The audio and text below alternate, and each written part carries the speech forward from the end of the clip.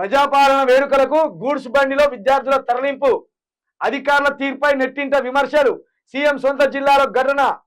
CM సొంత జిల్లాలో మహబూబ్ నగర్లో ఏంటి ఈ ఘటన చేసుకునేది? పొరగాలను ఎక్కించుకొని కలెక్టర్ ఆఫీస్కి పోయింది. ఇట్లా ఎడ్లను ఎక్కించుకపోయినట్టు. ఎడ్లు అనుకున్నారా, గొర్రెలు అనుకున్నారా?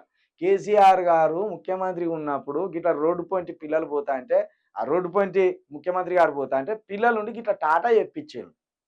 టాటా ఎప్పిస్తే నిజాం సర్కార్ మళ్ళా వచ్చింది, నిజామోడు మళ్ళా వచ్చింది. ఒకరోజు నిజామోడు పోతా అంటే మోకాళ్ళ మీద ఉండి మన ప్రజలం సాదర స్వాగతం పలికేది వానికి. ఇప్పుడు పిల్లలను రోడ్డుకి ఇరువైపులా నిలబెట్టి టాటాలు చెప్పిస్తాను, నయా సర్కార్ నయా నిజాం అని చెప్పింది. మరి ఇదేంటిది? గొర్రెల బర్రెల వీళ్ళు పశువులను తోలికి వచ్చినారు, తోలికత్తివి బండ్లల్లా. నీ ప్రజాపరిపాలన అట, ప్రజాపరిపాలన ఈడోటి ఉన్నది. కుక్కల కంటే దారుణంగా చూస్తున్నారు. గురుకుల విద్యార్థుల ఆవేదన ఏందో మరి, ఎందుకు ఈ బిడ్డల్ని ఇట్లా చూస్తున్నారు? కుక్కల కంటే దారుణంగా చూస్తున్నారు, కుక్కల కంటే తమను దారుణంగా చూస్తున్నారంటూ గురుకుల పాఠశాల విద్యార్థినీలు సంచలన వ్యాఖ్యలు చేశారు. మంగళవారం నల్గొండ జిల్లా హాలియా పట్టణంలోని తుమ్మడం బీసీ బాలికల గురుకుల పాఠశాల విద్యార్థినీలు తరగతులకు వెళ్లకుండా ఆడిటోరియంలో కూర్చొని నిరసన వ్యక్తం చేశారు. ఈ సందర్భంగా విద్యార్థినీలు మాట్లాడుతూ తమకు కుక్కలకు ఇచ్చిన విలువ కూడా ఇవ్వడం లేదని అన్నారు.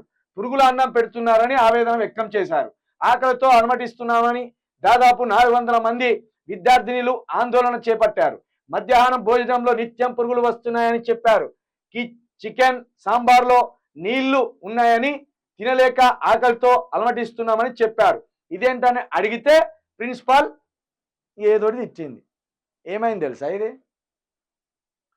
అక్కడికి గురుకులాలకు వంట సామాగ్రి కాంట్రాక్టర్ల మీద కూడా కమిషన్లు అడుగుతున్నారట ఈ ప్రభుత్వంలో ఉన్న మంత్రులు, ఎమ్మెల్యేలు, అధికారులు.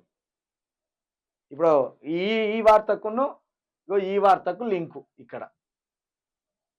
ఈ వార్తకు ఈయన అన్నాడు చూడు, గురుకులాల మీద, గురుకుల సంస్థల మీద ప్రెసిడెంట్ అని. ఇదే ఇదంతా. నేను మళ్ళీ చెప్తున్నా, గురుకులాలలో చదువుతున్న పిల్లల తల్లిదండ్రులు ఎవరైతే ఉన్నారో మీరు సెక్రటరేట్ దగ్గరికి రండి, సచివాలయం దగ్గరికి వచ్చి విద్యాశాఖ మంత్రి ఎందుకు లేడు అని అడగండి. మా పిల్లలకు పురుగుల అన్నమే ఎందుకు పెడుతున్నారని అడగండి. మా పిల్లలకు చికెను 2 ముక్కలు ఎత్తాడు, ఆ 2 ముక్కలను చూసే చికెన్ అనుకోవాలి, ఆ 2 ముక్కలను చూసి చికెన్ అనుకోవాలి. వాడు మిగతాది ఇట్లా పోతే చింతపండు చారు ఎట్లుంటుందో గది గట్లనే ఉంటుంది. చింతపండు చారుకు చికెన్కు తేడా ఏముండదు. 2 ముక్కలు వేసిన తర్వాత ఇది చికెనా అనుకుని గుర్తుపట్టాలి. ఇక మొన్న అక్కడ శంషాబాద్ దగ్గర పిల్లలను లాముండాలని, యాముండాలని, ఈ ముండాలని టీచర్లు తిట్టిండ్రు. మొన్న ఇక్కడ మన నల్గొండల యాదవ్ బిడ్డలు 2 అమ్మాయిలు అక్కడ గురుకులాలో ఏం జరిగిందో ఆ 2 బిడ్డలు ఉరి పెట్టుకొని వచ్చిండ్రు. ఇప్పుడు ఇక్కడ కూడా ఆలియా దగ్గర అంటే నాగార్జున సాగర్ దగ్గర ఇప్పుడు ఈ బిడ్డలు నిరసన వ్యక్తం చేస్తున్నారు కూర్చొని. మరి విద్యాశాఖ మంత్రి గారు, హోంశాఖ మంత్రి గారు, ముఖ్యమంత్రి గారు ముగ్గురు ఒక్కటే.